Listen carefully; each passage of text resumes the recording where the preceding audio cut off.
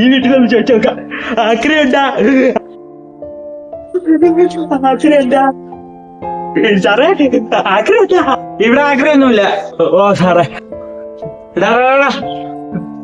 ഇന്ന് വന്നേ. ഇവിടെ കിടക്കുന്ന നുള്ളി പറക്കി എടുത്തോ.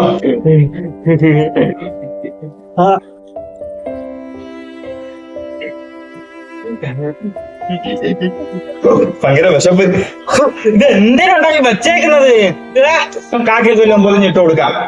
ഒന്നും ഉണ്ടാക്കത്തില്ല.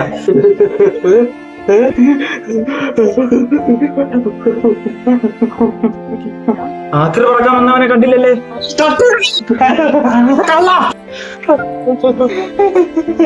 ആരോ വലിച്ചെറിഞ്ഞപ്പോ എഴുതിട്ടിന്നതാണ്. അങ്ങനെ വിശപ്പ്, വയറ് വേദനിക്കുന്നു. ആരെയും മുതൽ ഞാൻ കക്കത്തില്ല സാറേ. മോനെ, ഞാൻ അറിഞ്ഞില്ലടാ. എന്റെ അമ്മ പഠിപ്പിച്ചത് തന്നെ അങ്ങനെയാണ്. അച്ഛാ, എനിക്കൊരു കാര്യം പറയാനുണ്ട്. നമ്മള് കോളേജിൽ ട്രിപ്പ് അമ്മയെ പോറ്റാനാണ് സാറേ ഞാൻ ഈ പണിക്ക് ഇറങ്ങിയത്. ഇതാരച്ചാ ഈ പുതിയ ആക്രി പറക്കാൻ വന്ന? അച്ഛൻ എത്രയും ബോധമില്ല. ഇവനൊക്കെ പിടിച്ച് വീട്ടിനകത്ത് എന്തിന് പറയും? കുറെ തെണ്ട് കൂട്ടാൻ ഇറങ്ങിയിട്ടുണ്ട്. ചെറിയ പോടാ അഭിജിത്തെ. ഇന്ന് നീ വല്ലോ മിണ്ടിയ എന്റെ കൈ നിന്റെ ദേഹത്ത് വീഴും. അച്ഛാ, നിന്റെ അനിയന്റെ പ്രായം വരത്തുള്ളൂ. കഷ്ടപ്പെട്ട് ജീവിക്കുന്ന കണ്ടില്ല അവൻ. ആക്രി പറക്കി അവരെയൊക്കെ സന്തോഷം കണ്ടെത്തുന്നു.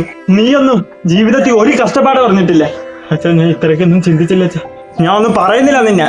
എന്നെ ചൊല്ലി നിങ്ങൾ എന്റെ ഒരു ചത്താവണ്ട. ഞാൻ പോണ്. മോനെ, നീ എന്റെ കൂടെ വാ.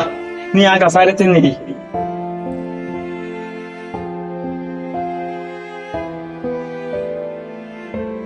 എന്നാടാ മോനെ.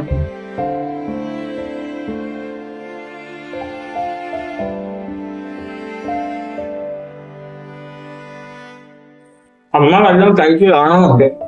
ഈ പാൻ്റൊക്കെ അവന് കൊടുക്കാം. അവന് പരിപാടിക്കും. ഇപ്പോഴാണ് വയറ് നിറഞ്ഞത്. ഇതെന്റെ കുറച്ച് ഡ്രസ്സാണ്, നിനക്ക് ചേരും. ഇതിൽ കുറച്ച് പൈസ ഉണ്ട്. പൈസ ഒന്നും വേണ്ട. നിന്റെ സ്ഥലം കണ്ടുപിടിച്ച് നീ എവിടെയാണോ ഉള്ളത് അവിടെ കൊണ്ട് തരും ഞാനിത്. ശരി. നേരത്തെ ഞാൻ വഴക്ക് പറഞ്ഞു, സോറി. ശരി. എന്റെ മോനെ, അപ്പം ഇങ്ങനെയൊക്കെ ചിന്തിച്ച് പെരുമാറാൻ അറിയാം അല്ലേ? എനിക്ക് ആ പയ്യന്റെ കുടുംബത്തെ രക്ഷിക്കണം. സന്തോഷമായടാ മോനെ.